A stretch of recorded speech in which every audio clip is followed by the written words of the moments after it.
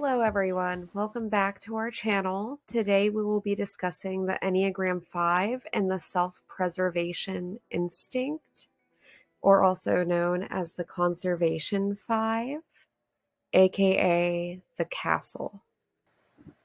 So, in large, the SP5 values knowledge and independence over everything else. It's driven by avarice, not just with money or object, but with their whole life force. They fear giving too much, and that will leave them depleted, so they conserve everything, their energy, emotions, and even their words. Their main defense is withdrawal into solitude. This subtype lives in a paradox between being highly sensitive to intrusion and appearing cold or cut off, their motto being better to be alone than invaded. They seek understanding and are motivated by a desire to maintain their autonomy while conserving energy. They're introspective and prefer to reserve their emotional resources and may withdraw from social situations. Their analytical attitude in nature allows them to find innovative solutions, while their quest for knowledge drives them to explore various interests deeply. So in our previous video, we discussed the Enneagram 5 as a core. So understanding the Enneagram 5 as a core, their core fears. They fear being overwhelmed or being incapable, and also have a strong desire for independence and self-sufficiency within their lives. As a defense mechanism, Type 5s may withdraw or detach from others and use intellectualization to cope with emotional challenges, preferring to observe rather than engage. The key motivations for the Enneagram 5 would be understanding the world.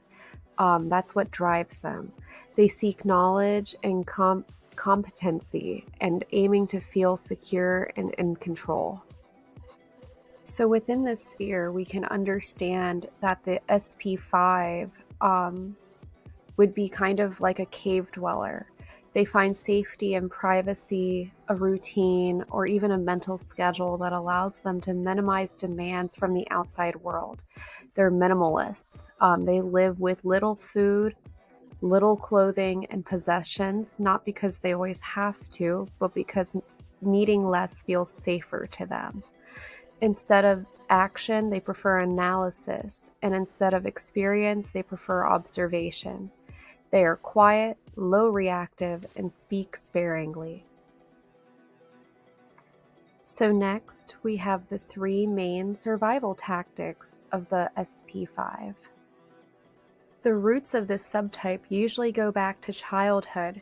Many SP5s grew up in homes where their needs were not respected or where their environment felt unsafe or invasive. They learned early to freeze, retreat, and minimize their demands. Within that, they learned a key strategy, which is to wait rather than to ask. Over time, it builds a sense of radical self-sufficiency. Asking for help feels shameful to the SP5, and being visible also feels dangerous to them.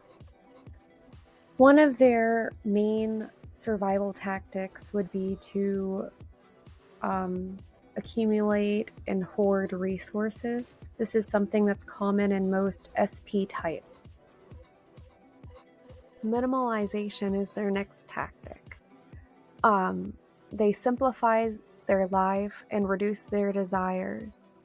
By doing so, this gives them more control. They also try to maintain a sense of stability by focusing on their essentials. Third, building competence is vital for the self-preservation. Developing skills and knowledge enhances their confidence and adaptability, ensuring that individuals of the SP5 will feel equipped to handle challenges and thrive in a rapidly changing environment. It's an entire world of just 64 squares. I feel safe in it. I can control it. I can dominate it. Well, creativity and psychosis often go hand in hand. Or for that matter, genius and madness. Next, we look at how the social versus emotional needs show up within the Enneagram 5 sphere.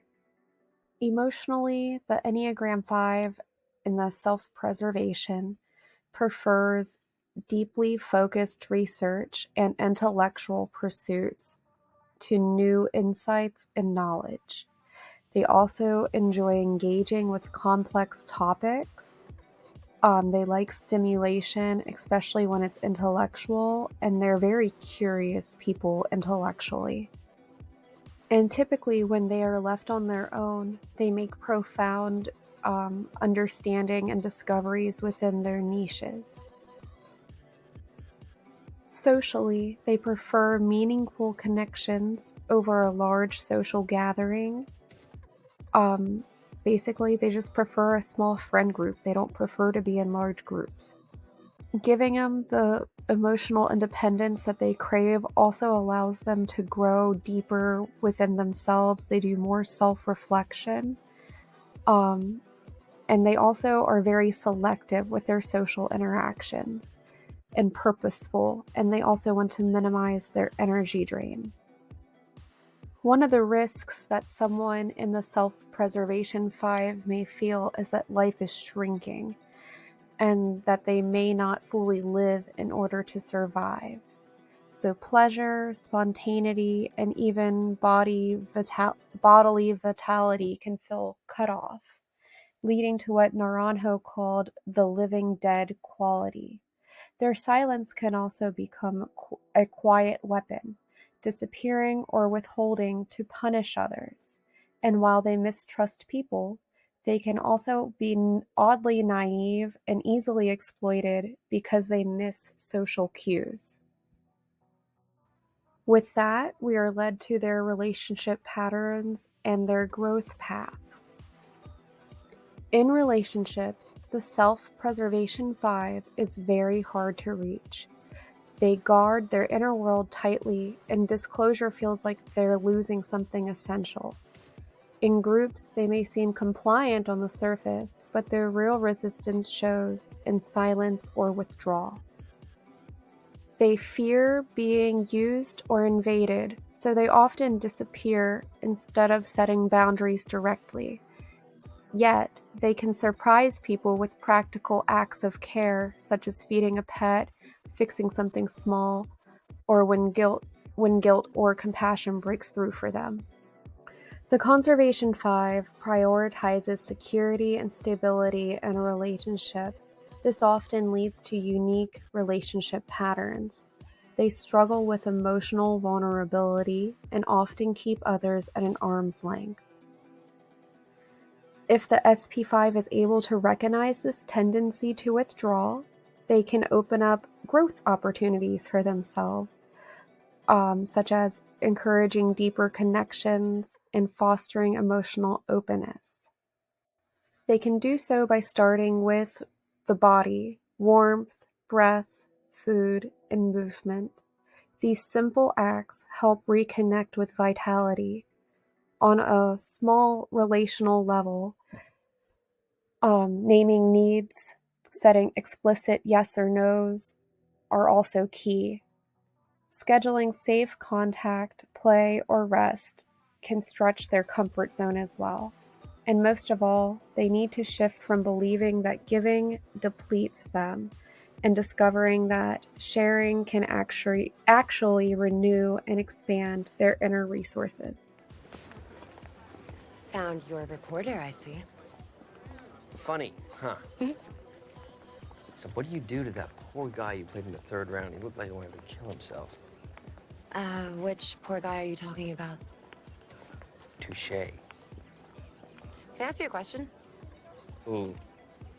That depends on whether or not the answer is going to give you an edge. Seriously? Are you that nervous? So to recognize an SP5, you'll often find that their voice is often slow, low, and deliberate. Their routines are neat and protective, and they fade into the background when they are overwhelmed. Some examples of the SP5 would be Spinoza polishing his lenses, Mirasault in The Stranger, or Robert Crumb. We can also look at Matilda, as well as Beth Harmon in more recent pulp culture examples. And that, in essence, covers the SP5. Thank you for coming.